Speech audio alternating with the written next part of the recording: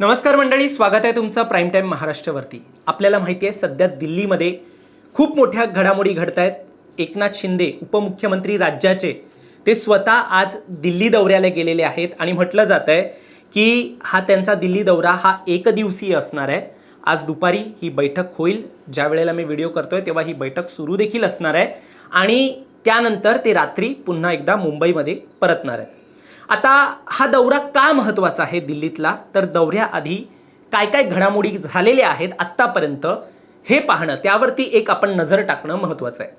शरद पवारांशी एकनाथ शिंदे यांची भेट झालेली आहे विधान भवनामध्ये। ती भेट कशी झाली, काय झाली याचे व्हिडिओ आपण अगोदर देखील केलेली आहे, त्याची माहिती आपण घेतलेली आहे। म्हणजे विधान भवनामध्ये शरद पवार हे एकनाथ शिंदे यांच्या दालनामध्ये जाऊन तिकडे त्यांनी त्यांच्या आमदारांची, राष्ट्रवादीच्या आमदारांची बैठक ही एकनाथ शिंदे यांच्या दालनामध्ये झाली। त्यांच्या एक सभागृह जे आहे, मीटिंग सभागृह जे आहे तिकडे झाली आणि त्यानंतर एकनाथ शिंदे हे त्या बैठकीला देखील आले, त्यांनी शरद पवारांची भेट देखील घेतली। ही एक पहिली घडामोड। त्यानंतर आता म्हटलं जात आहे की मंत्रिमंडळाचा विस्तार जो आहे तो देखील होण्याची शक्यता आहे।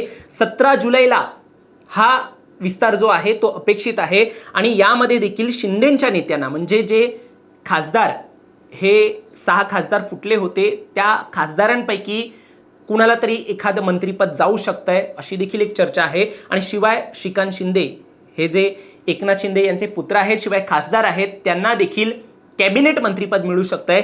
त्यामुळे आजची बैठक ही एकनाथ शिंदे यांच्या पक्षासाठी दिल्लीमध्ये महत्त्वाची आहे।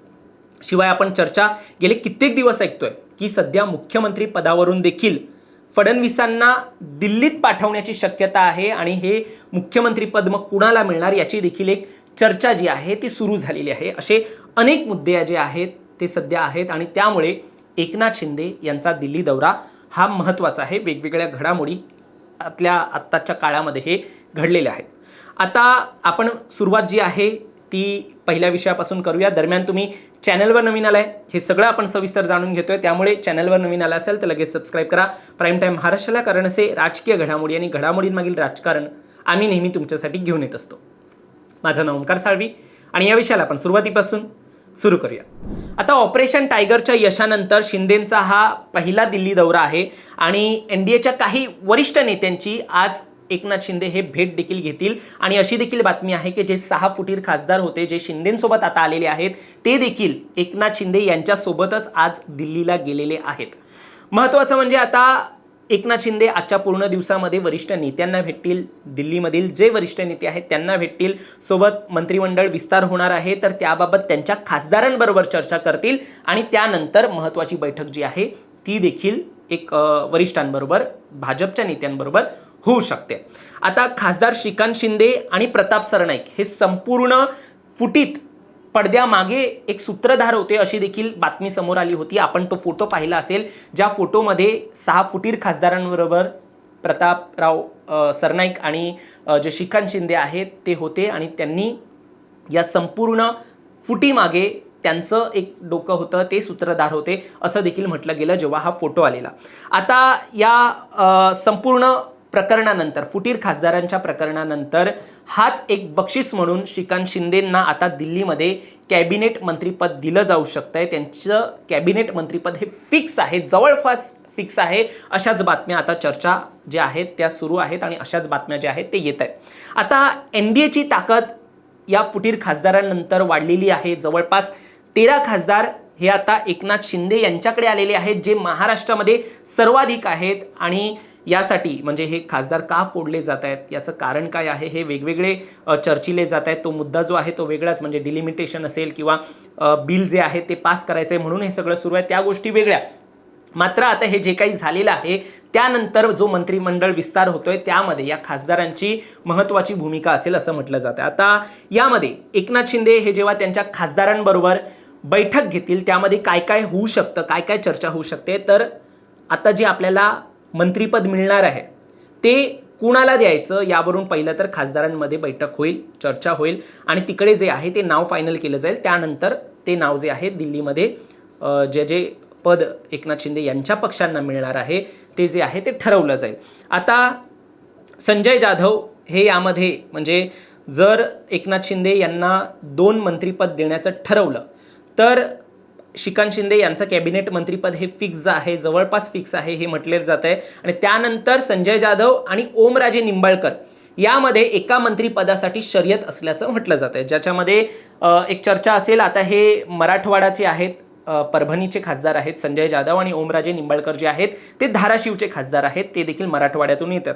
आता यामध्ये जर आपण कंपेअर करायचं झालं तर संजय जाधव यांचा राजकीय अनुभव हा खूप दांडगा आहे निंबाळकर यांच्यापेक्षा. मात्र निंबाळकर हे जर आपल्याला माहिती आहे, जर आपण ती फुटीर खासदारांची घडामोड पाहिली तर शेवटपर्यंत ताणून धरणारे खासदार जे होते ते निंबाळकर होते. जर त्यांनी हो नसतं म्हटलं तर जवळपास हा संपूर्ण खेळ जो आहे ऑपरेशन टायगरचा तो समाप्त होता. मात्र निंबाळकर यांनी लास्टपर्यंत जर आपण पाहिलं तर ते खेचून धरलं. त्यानंतर त्यांना म्हणजे आता विरोधकांकडून हे आरोप होतात की त्यांनी त्यांचा भाव वाढवायचा प्रयत्न केला.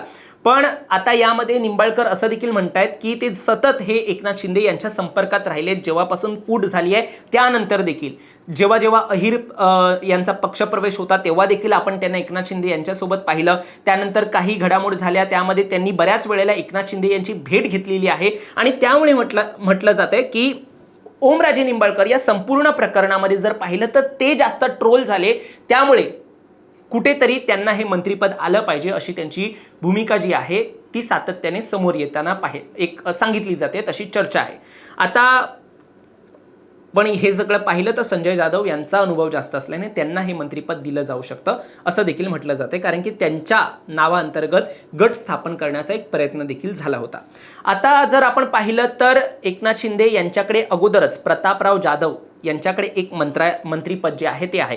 म्हणजे मग त्यांच्याकडे हे मंत्रिपद ठेवायचं का? जर कॅबिनेट मंत्रिपद हे एकनाथ शिंदे यांच्या पक्षामधून श्रीकांत शिंदे यांना फिक्स आहे, मग दुसरं मंत्रिपद जे आहे ते पहिल्यापासून आयुष मंत्रालयाचा स्वतंत्र प्रभार असणारे आणि सोबत आरोग्य कुटुंब कल्याण मंत्रालय हे दोन्ही खाते जे एकाच माणसाकडे आहे म्हणजे प्रतापराव जाधव यांच्याकडे आहे. त्यामुळे त्यांच्याकडून आपण आरोग्य कुटुंब कल्याण मंत्रालय हे काढून ते कुठेतरी संजय जाधव किंवा ओमराजे निंबाळकर यांना द्यायचं का, ही चर्चा जी आहे ती आज होण्याची शक्यता आहे. शिवाय जर असं झालं तर मग जे आहे ते कुणाला तरी एकाला म्हणजे प्रतापराव जाधवांकडून काढावं लागेल असं एक होऊ शकतं, किंवा दोन एक्स्ट्राचे म्हणजे श्रीकांत शिंदे यांचं फिक्स, मात्र दोन जे म्हणजे प्रतापराव जाधव यांच्याकडे जर ठेवलं तर अजून एक मंत्रिपद एक्स्ट्राचं देऊ करायचं का, ही बाबत चर्चा देखील एक शहांबरोबर आज होऊ शकते. म्हणजे ही सगळी बाब जी आहे ती या संपूर्ण प्रकरणामध्ये आजच्या मंत्रिमंडळ विस्ताराच्या बैठकी अगोदर होणाऱ्या भेटीमागे महत्त्वाची आहे. आता अजून एक कारण दिल्ली दौऱ्याचं सांगितलं जात आहे ते म्हणजे शरद पवार यांची एकनाथ शिंदे यांच्यासोबत झालेली भेट आणि त्या भेटीनंतर सुरू झालेलं राजकारण. आता पवारांचे आमदार हे NDA मध्ये सामील होण्यासाठी आग्रही असल्याची चर्चा आहे. आता ही चर्चा जर पाहतो तर सकाळी देखील एक बातमी आली की जवळपास 8 ते 9 आमदार हे शरद पवार गटाचे जे आहेत त्यांना NDA मध्ये जायचं आहे, आणि जर NDA मध्ये जायचं असेल मग ते कोणता पक्ष निवडतात हा प्रश्न निर्माण होतो. जर आपण पाहिलं अजित पवार यांचा पक्ष आता सध्या अनस्टेबल आहे. तिकडे त्यांच्याच पक्षामध्ये 2 गट पडल्याची चर्चा आहे. त्यामध्ये मग प्रफुल्ल पटेल आणि तटकरे यांचा गट आणि पार्थ पवार यांच्या अंतर्गत त्यांच्या नेतृत्वामध्ये असणारा एक गट. आता या गटामध्येच इथे कुठेतरी क्लॅश जो आहे तो येतोय समोर. त्यानंतर सुनेत्रा पवार यांच्याकडे जे राष्ट्रीय अध्यक्ष पद आहे त्या पदावरून म्हणजे आता आतमध्येच नोटिसी वगैरे बजावण्यात आल्याच्या बातम्या ज्या आहेत ते तुम्ही पाहिलं असेल. मग अशा स्वरूपामध्ये त्या पक्षामध्ये NDA मध्ये जाणं, मग त्या राष्ट्रवादीमध्ये जाणं हे शरद पवार गटासाठी सोयीस्कर आहे का हा प्रश्न निर्माण होतो. मग त्यानंतर आधीच भाजपमधून आमच्याकडे एंट्री नाही असं फडणवीसांनी सांगितलंय. त्यामुळे मग राहतो कुणाचा पक्ष तर एकनाथ शिंदे यांची शिवसेना. त्यामुळे मग तिकडे जायचं का हा सगळा मुद्दा जो आहे तो चर्चेला जाऊ शकणार आहे, आणि मग ही जी भेट झालेली आहे ती त्या कारणानेच महत्त्वाची ठरते. आता जर राष्ट्रवादीचा संघर्ष नको असेल तर एकनाथ शिंदे यांचा पक्ष हा सध्या सोयीस्कर हा राष्ट्रवादीसाठी वाटत असल्याचं म्हटलं जात आहे. आता विषय राहिला मुख्यमंत्री पदाचा. मुख्यमंत्री जे देवेंद्र फडणवीस आहेत त्यांचा 2.5 वर्षाचा कार्यकाळ हा NDA सरकारमध्ये आता पूर्ण झालेला आहे. त्यामुळे कुठेतरी मागण्या वाढलेल्या आहेत. म्हणजे या मागण्या ज्या आहेत दोन्ही पक्षातील कार्यकर्ते आणि नेते जे आहेत त्यांचे पदाधिकारी जे आहेत ते करताना मिळतात। म्हणजे आता सुनेत्रा पवार यांना देखील मुख्यमंत्री करा आणि पहिला महाराष्ट्राचा मुख्यमंत्री म्हणून त्यांचं नाव समोर येऊ द्या, अशा प्रकारे काहीतरी करा, ही मागणी जी आहे ती राष्ट्रवादी पक्षाकडून सुरू आहे। शिवाय एकनाथ शिंदे यांची देखील मुख्यमंत्री पदासाठी असणारी एक जी महत्त्वाकांक्षा आहे किंवा त्यासाठी असणारे प्रयत्न जे आहेत ते देखील आपल्यापासून कधी लपले नसतील, त्यामुळे त्यांना देखील मुख्यमंत्रीपद मिळालं पाहिजे अशी मागणी जी आहे ती बच्चू कडू यांनी त्यांच्या पक्षातून केलेली असल्याचं आपण पाहिलंच असेल। त्यामुळे केंद्रामध्ये देवेंद्र आणि राज्यामध्ये हे शिंदे असले पाहिजेत अशी भूमिका असणारे त्यांच्या पक्षामध्ये शिवसेनेमध्ये नेते आहेत। त्यामुळे आता 2.5 वर्ष कार्यकाळ झालेला आहे, त्यामुळे 2.5 वर्षानंतर आम्हाला द्या अशा प्रकारचे पक्षामध्ये म्हणजे NDA सरकारमध्ये 2 पक्षांची लाईन असल्याचं देखील म्हटलं जातं। आता पुन्हा केंद्रामध्ये पाठवलं तर भाजप म्हणतात आमचे सर्वाधिक आमदार आहेत महाराष्ट्रामध्ये, मग आम्ही तुम्हाला कसं द्यायचं? मग त्यामध्ये देखील भाजपमध्ये देखील एक 4 नावं जी आहेत ती चर्चिली जातात। त्यामध्ये जी मला नावं सुचत आहेत ते मी म्हणतो की सुधीर मुनगंटीवार यांचं नाव असेल, गिरीश महाजन यांचं नाव असेल किंवा फडणवीसांनंतर बावनकुळे यांचं नाव जे आहे ते स्वतः संजय राऊत यांनी चर्चेमध्ये आणलं, तर अशा प्रकारची नावं जी आहेत ती देखील समोर आणली जात आहेत। त्यामुळे पाहण्यासारखं असेल आता केंद्रीय मंत्रिमंडळामध्ये नेमकं काय होतंय। एकनाथ शिंदे यांच्या बैठकी अगोदर स्वतः मुख्यमंत्री देवेंद्र फडणवीस देखील भेट घेऊन आलेले आहेत। त्यामुळे आगामी काळामध्ये राज्याचं राजकारण जे आहे ते कुठल्या अँगलवरती जात आहे या बैठकीनंतर हे सगळं पाहण्यासारखं असेल। पण मला वाटतं मुख्यमंत्री देवेंद्र फडणवीस हा त्यांचा 5 वर्षाचा कार्यकाल पूर्ण करतील। ज्या बातम्या आहेत, ज्या वावड्या आहेत त्या कितपत खऱ्या ठरतील हा प्रश्न असणार आहे, कारण की मुख्यमंत्री फडणवीसांचं काम हे केंद्रामध्ये पाहिलेलं आहे, कशा प्रकारचं काम आहे ते, कशा प्रकारे राज्यामध्ये त्यांचा एक प्रकारे पगडा भारी आहे, कसं त्यांच्या जे इतर पक्ष आहेत त्यांच्याबरोबर कसं त्यांचं एक काम चालतं किंवा कसे त्यांचे संबंध आहेत हे जर आपण पाहिलं तर फडणवीसांचा कार्यकाळ हा अबाधित अजूनही 5 वर्ष पूर्ण राहू शकतोय। ही देखील राजकीय विश्लेषक एक प्रकारे एक शंका जी आहे ती व्यक्त करतायत किंवा तसं म्हणतायत।